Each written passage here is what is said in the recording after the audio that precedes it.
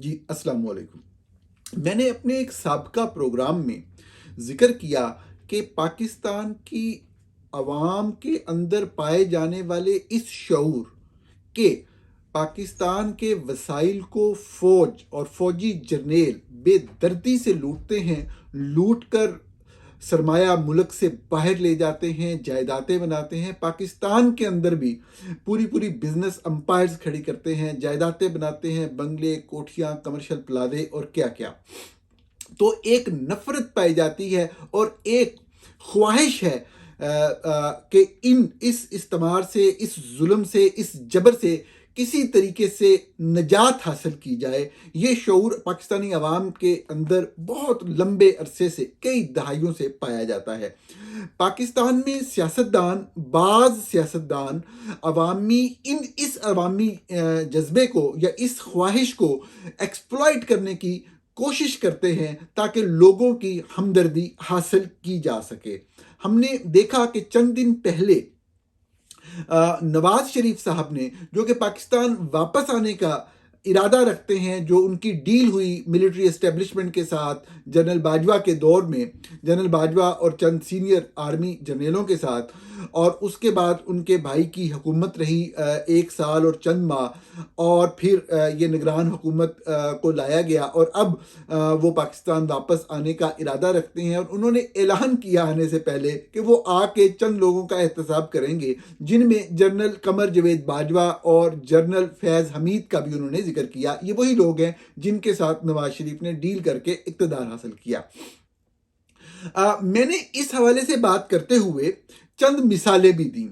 उसके बाद social media पे एक डिबेट शुरू हुई और चंद लोगों ने गलत हवाले दिए और बाज़ हवालों से ये कहना चाहा कि नहीं नहीं, मियाँ साहब ने तो ये भी किया था।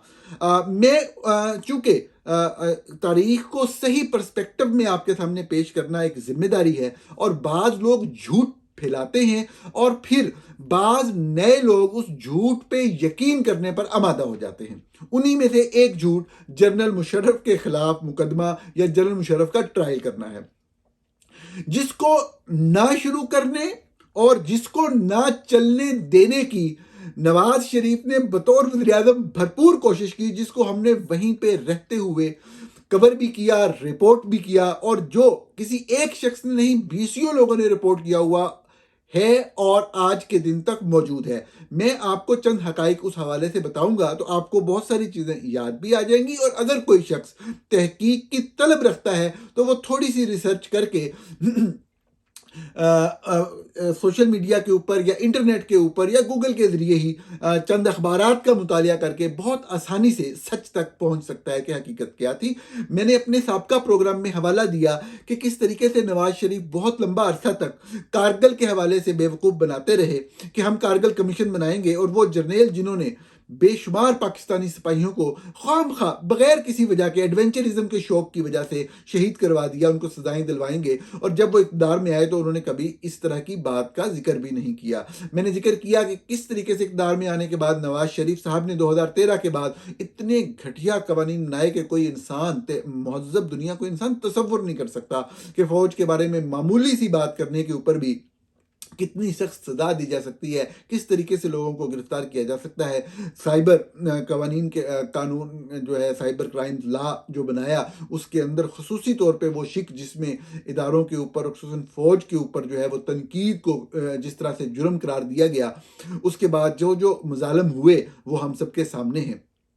मैंने उसके अंदर जिक्र किया किस तरीके से फ़ौज की ख्वाहिश पे आईनी तरमीम की। मैंने उसमें जिक्र किया किस तरीके से जो है वो जनरल बाजवा और जनरल फैज़ हमीद के साथ डील करके अपने भाई को इक़्तिदार में लाया गया, और किस तरीके से पाकिस्तान की इकॉनमी का बेड़ा गर्क किया गया।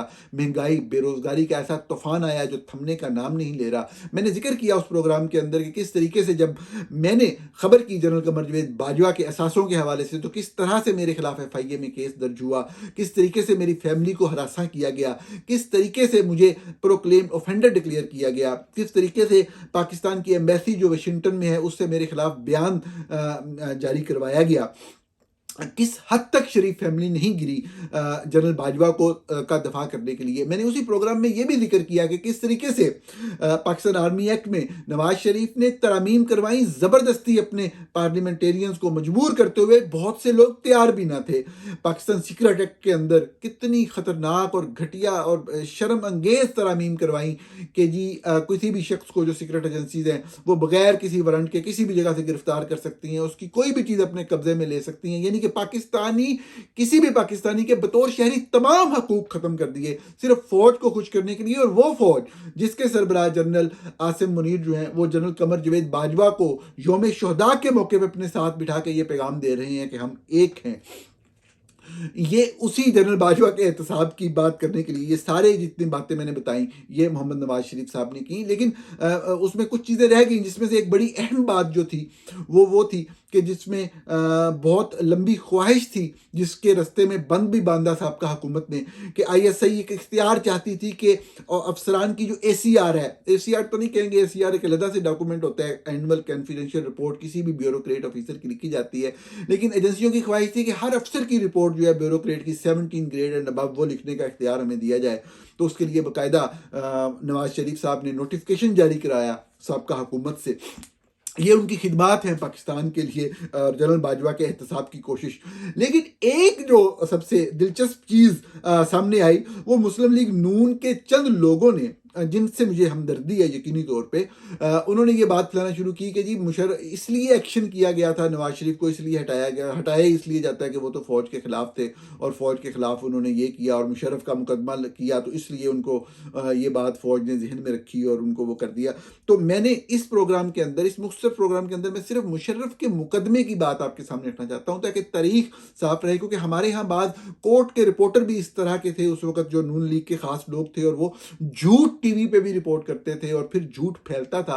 लेकिन ओवरऑल जितनी भी रिपोर्टिंग हुई जो आपको आज के दिन मिलेगी, अगर आप गहराई में, अगर आप बयानात, रिपोर्टर की ख्वाहिशात को छोड़ के जो एग्जैक्ट मामलात होते रहे उनको पढ़ेंगे तो आपको पता लगेगा कि किस तरह से झूठ फैलाया गया।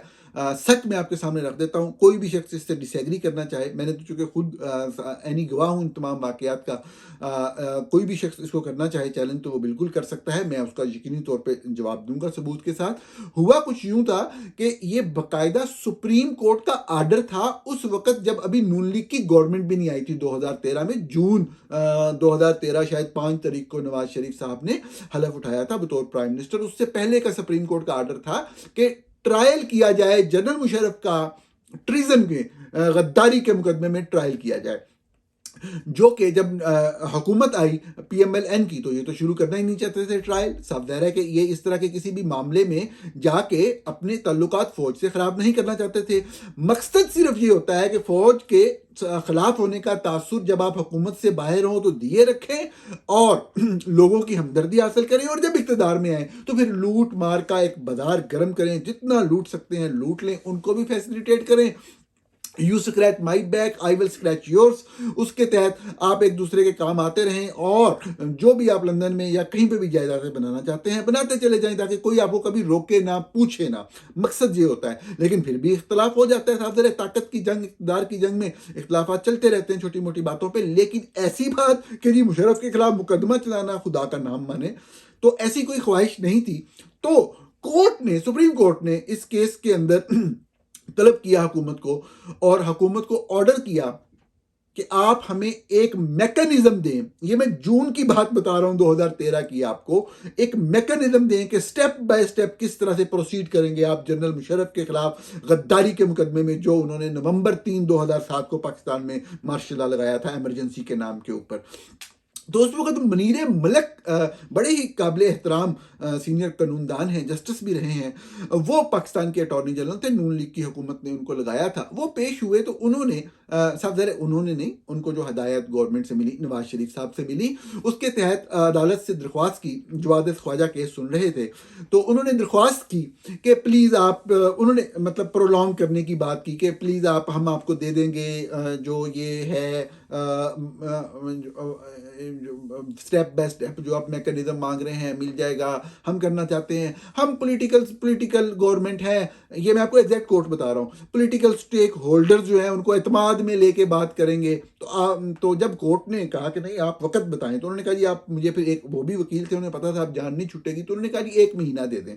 तो अदालत ने कहा 1 महीना शीना नहीं मिलेगा, आप कह रहे हैं कि आप चाहते हैं, आपने कहा कि आपकी विलिंगनेस है कि आप करते हैं ट्रायल, तो फिर आपको ये करने की जरूरत ही नहीं है, आप सीधा सीधा बताएं आपने क्या करना है क्या नहीं करना। इस तरीके से, ये मैंने आपको एक हवाला दिया, इस तरीके से ये मामला शुरू हुआ कि फिर एक कंप्लेंट आती है फेडरल गवर्नमेंट की तरफ से, फिर एक अदालत बनती है, स्पेशल कोर्ट के लिए कहा जाता है, फिर स्पेशल कोर्ट बनती है और फिर उसके अंदर वो सारी प्रोसीडिंग होती है जो हुई, जो भी जिसको इंटरेस्ट हो वो पढ़ सकता है कि वो कब कब कहाँ कहाँ कैसे कैसे उसके मामला चलते रहे उस स्पेशल कोर्ट के। लेकिन शुरू ऐसे हुआ, पूरी सुप्रीम कोर्ट की एक सुपरविजन, एक जबरदस्ती जो है वो किया, और वो भी क्यों किया, क्योंकि एक मीडिया का प्रेशर था, सहाफियों की तरफ से एक प्रेशर था। बेसिकली मैं कभी भी किसी चीज का, किसी एक शोबे को क्रेडिट देने का कायल नहीं हूं। किसी भी मुआशरे में जब बेहतरी आती है तो सब लोग मिलकर काम करते हैं। सियासतदानों का भी एक यकीनी तौर पर किरदार होता है, अदालत की तरफ से अदालत का किरदार होता है, मीडिया का किरदार होता है, सब लोग, सिविल सोसाइटी का किरदार होता है,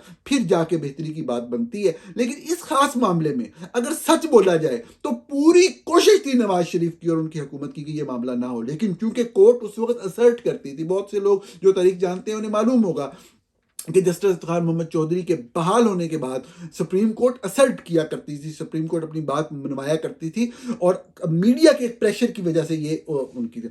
अब बात आ जाती है, मैं बात खत्म करता हूँ, क्योंकि लोगों ने कहा जी उनको मतलब है कि ट्रायल करवाया और ये करवाया, तो मैं आपको बताऊं कि उसमें मुशर्रफ का ट्रायल तो होना था, लेकिन उस ट्रायल को नाकाम किस तरह से किया नवाज शरीफ साहब ने। तो हुआ ये कि मुशर्रफ का नाम साफ ज़रा किसी भी केस में, जब इस तरह के केस में नाम किसी बंदे का आ जाए तो वो ईसीएल में नाम चला जाता है, उसका नाम ईसीएल में था।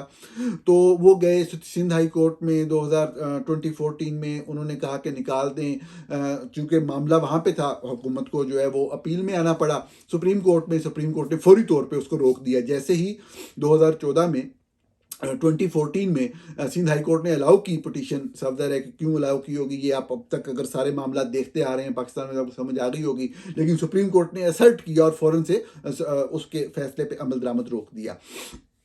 अब हुआ ये कि 2016 तक जब ये मामला करीब जाने लगे, कंक्लूजन की तरफ जाने लगे, स्पेशल कोर्ट के मामला जो कि ट्रिजन के मुकदमे में, गद्दारी के मुकदमे में डिक्टेटर जनरल परवेज मुशर्रफ का ट्रायल कर रही थी, तो हुआ ये कि उन्होंने अब नवाज शरीफ साहब ने निकलवाना था उनको। ये 2016 आ चुका था, 2016 आ चुका था, लेकिन अभी पनामा पेपर नहीं आया था। तो अब हुआ ये कि ये मामला जो है ना, ये फिर सुप्रीम कोर्ट में आया कि जी अब सुप्रीम कोर्ट के बारे में जो मेरे बहुत से सुनने वाले हैं, देखने वाले होंगे, उनको बहुत से मामलात की समझ है, लेकिन हमारे बाज़ दोस्त अहबाब को मामलात की समझ इस तरह से नहीं होती कि वो कोर्ट की प्रोसीडिंग को बहुत ही अजीबोगरीब कॉन्टेक्स्ट में लेते हैं। एक पार्टी जाती है कोर्ट के अंदर, दूसरी पार्टी को फरीक बनाती है किसी एक चीज़ के अंदर। ये बड़ा सादा सा नुक्ता है। अब दोनों पार्टियां एक दूसरे के खिलाफ दलील देती हैं और जज ने फैसला करना होता है। जज पार्टी नहीं होता, एक आइडियल सिचुएशन में जज पार्टी नहीं होता। हालांकि जज को एक कॉन्स्टिट्यूशनल मैटर में कॉन्स्टिट्यूशन के साथ पार्टी होना चाहिए। तो इस मामले के अंदर जो एक पार्टी मुशर्रफ के तरफ से थी और एक तरफ हुकूमत थी। अब हुकूमत मुशर्रफ के खिलाफ थी कि इसका नाम ईसीएल से ना निकले अपेरेंटली। तो अब सुप्रीम कोर्ट ये पूछ रही है, अटॉर्नी जनरल थे 2016 में, कोई भट्ट साहब थे अटॉर्नी जनरल उस वक्त, तो उनसे पूछ रही है कि जी आप ये बताएं कि ये मामला जो उनके सामने दोबारा टेकअप किया गया, मुशर्रफ ने एक नई दरख्वास्त दी कि शायद उनकी सेहत बहुत ख़राब है और ये वो, तो अटॉर्नी जनरल ने कहा कि हमें बाहर जाने देने पे कोई एतराज़ नहीं है। अभी इस बात पे गौर करें कि दो पार्टियां हैं, एक पार्टी दूसरी पार्टी के खिलाफ एक कंप्लेंट लेके आती है। जब कोर्ट की प्रोसेस स्टार्ट होता है तो पहली पार्टी अपना इल्जाम ही वापस ले लेती है। तो अदालत क्या करे वहां पे? अदालत पार्टी बन जाए? अदालत कभी भी पार्टी नहीं बनती होती, अदालत का ये काम ही नहीं होता इस तरीके से पार्टी बनना। जब हुकूमत ने कह दिया वहां पे, जब नवाज शरीफ के बंदे ने वहां पे खड़े होकर कह दिया कि जी हमें कोई एतराज नहीं है, तो कोर्ट ने फिर हुक्म तो दे दिया कि इनका नाम ईसीएल से निकाल दें और जो सिंध हाई कोर्ट का फैसला है उसको बहाल कर दिया। मगर सुप्रीम कोर्ट ने बड़े वाले अंदाज में फिर भी कहा, क्योंकि चलाकी कर रही थी नवाज शरीफ की हुकूमत, चौधरी निसार बड़े एक्टिव थे उस वक्त, साहब है वो इंटीरियर मिनिस्टर थे, और ये चलाकी के जरिए मुशर्रफ को बाहर निकालने की कोशिश थी मियाँ नवाज शरीफ साहब की, ताकि फौज को कुछ करें और मामला जो इकट्ठे मिलके चल रहे हैं हर तरह के वो सही तरह से चलें। तो अब इस मौके के ऊपर जो है वो इस तरीके से इसको मैनेज किया गया कि सुप्रीम कोर्ट ने तो साथ में ये भी लिख दिया कि अगर वफाकी हुकूमत चाहे तो ना भेजे। साफ ज़ाहिर है, जब सुप्रीम कोर्ट के पास तो ये ऑप्शन ही नहीं थी कि वो रोक दें, जब वफाकी हुकूमत खुद कह रही है कि हमें एतराज़ नहीं है, अटॉर्नी जनरल कह रहे हैं एतराज़ नहीं है, तो उनके पास तो ये था ही नहीं। लेकिन उन्होंने कह दिया कि अगर अगर अगर कोर्ट चाहती है, जो जो ये ट्रीजन वाली कोर्ट जो ट्रायल कर रही है, ये वफाकी हुकूमत चाहती है, तो वो जिस तरह भी इसको हैंडल करना चाहें, इनकी मूवमेंट को, वो कर सकते हैं। ये भी सुप्रीम कोर्ट ने कहा। लेकिन सब कुछ तैयार था, उसी रात जनरल मुशर्रफ बैठे और निकल गए। और चौधरी निसार को ये क्रेडिट जाता है, ये क्रेडिट जाता है। बहुत ज्यादा मुझे इख्तलाफ होगा चौधरी निसार से, उनकी सियासत से, उनके प्रो एस्टेब्लिशमेंट होने से, लेकिन बंदे सच्चे थे। उन्होंने अगले दिन ये सच बोला, और एक बार नहीं बोला। बहुत से पीएमएलएन के लोग हमारे साथ गुफ्तगू में ओपनली एतराफ करते हैं कि जी हमने भेजा। चौधरी निसार ने तो अगले दिन प्रेस कॉन्फ्रेंस की कि हमने ये फैसला किया था कि इनको जाने देने। तो देखिए ना, सुप्रीम कोर्ट वाला तो सिर्फ एक, क्योंकि एक बार थी उस केस की वजह से, तो वहां से फैसला लेना जरूरी था। और फैसला इसलिए, जब कोर्ट ने जाके हुकूमत में कह दिया कि हम विदड्रॉ करते हैं। ये ट्रायल की सारी कहानी है जनरल मुशर्रफ की, शुरू किस तरह हुआ, चला किस तरह, और मामला सारा मीडिया का एक दबाव था। सिर्फ मीडिया का एक अवेयरनेस थी जो लोगों के अंदर फैलाएगी, लोगों ने आवाज उठाई और एक डिक्टेटर के ट्रायल तक बात पहुंची। और सियासतदान अगर कभी अच्छा काम करे, हम तारीफ भी करते हैं, तारीफ होनी चाहिए। मैं तो चाहता हूं सियासत ही वो हो। मैंने अगर कभी पीटीआई पे तनकीद की तो इसी बात के ऊपर की थी, बजाय लोगों को गालियां देने, लोगों पे इल्जाम लगाने के बजाय आप ये बताएं कि ये काम कर रहे हैं, इस तरीके से कर रहे हैं, हम इनसे बेहतर कर सकते हैं, हमारी ये दलील है, हमारी ये स्ट्रेटजी है, ताकि लोग उस स्ट्रेटजी को देखें, जिसको बेहतर समझें उसको वोट दें। मैं तो इस चीज का कायल ही नहीं, लेकिन सच का सहारा लेना चाहिए, झूठ का सहारा नहीं लेना चाहिए। झूठ से कभी आप कामयाब नहीं होंगे। ये जो पीएमएलएन के लोगों ने मेरे साबका प्रोग्राम के बाद बात की, बिल्कुल झूठ बात है, ऐसी कोई चीज नहीं हुई। हाँ, कोर्ट के 2-4 रिपोर्टर ऐसे थे नून लीग के हामी, जो इस तरह की बातें फैलाते थे, इस झूठ को फैलाते थे।